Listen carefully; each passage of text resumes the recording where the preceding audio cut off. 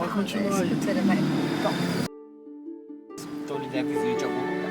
Não pode nascer do acaso, como agora estou num processo. Quer dizer, há de se entender que houve um anterior que deu a base de sustentação para que esse crescimento se estabeleça, que ele se realize, que ele se processe, afinal de contas.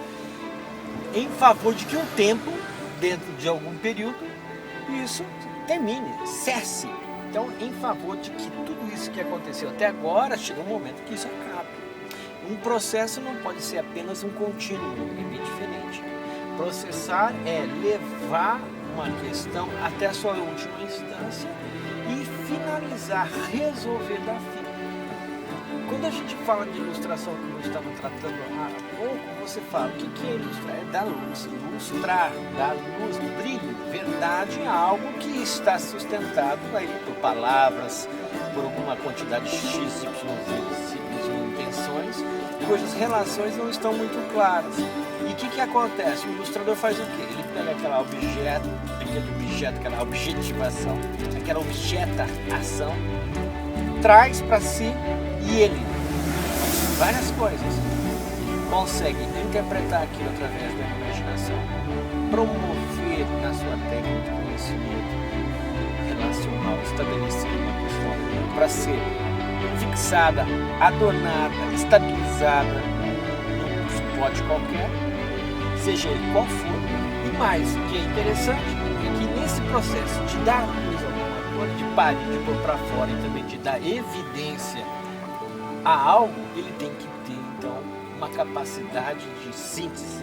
Então, interpretação, percepção, uso de técnica, ter síntese, capacidade de definir, porque isso também tem uma outra correlação que não é conhecida, que não aparece no que eu estou falando, que é justamente compreender onde estão as premissas, isto é, onde que se estabelecem as categorias, como que essas categorias estão interrelacionadas e a partir desse momento saber qual que é a finitude desejada da questão em relação ao processo ilustrativo. Quer dizer uma outra coisa, que o ilustrador, por mais que ele tenha a intenção pura e simples, publicitária ou de arte ou de cultura variável, de promover uma luz, uma razão de ser, de uma obra, de uma peça, de um roteiro ou de um apanhado situacional de símbolos que ele acha que estão ali disponíveis, ele tem que construir dessas organizações de palavras, textos, roteiros, literatura, etc., uma significação para si. Quer dizer, ele tem que saber o que ele vai dar mais luz e o que não vai dar. E mais, então ele tem que construir todos os sentidos que as significações básicas que vão levar a ele a construir a ilustração. Porque uma ilustração pura e simples, como se fosse um desenho que desse alguma razão de ser porque é bonitinho, bem feito e tal, acabado, não tem sentido algum quando o textual quer dizer outra coisa. Então o cara tem que construir tudo isso. Então ele se torna roteiro da sua própria estrutura ilustrativa. Ele se torna um homem que constrói a razão de ser dessa estrutura ilustrativa que ele busca finalizar, que ele procede, que ele faz cessar o máximo que possível o que aquela estrutura de palavras e formas significam, dando sentidos novos, diversos, que possam dar um up, levantar essa questão. Então há um jump, há um salto qualitativo, no sentido que o ilustrador, quando ele vai processando o saber, o conhecimento, seja qual for, ele tem que desenvolver uma geografia nesse território que a gente pode chamar dessa textualização, dessa implicação de sentidos e significados que estão aí aparente para ele.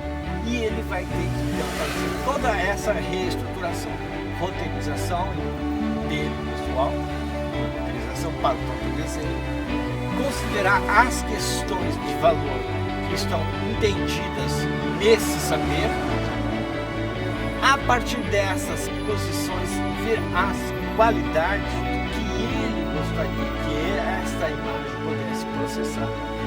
E ainda, Nisso tudo, um grande ilustrador, preso a tantas situações, ele é o cara mais livre, porque ele constrói o roteiro outra vez ao modo que ele percebe e vê, sente e corresponde aos seus próprios valores.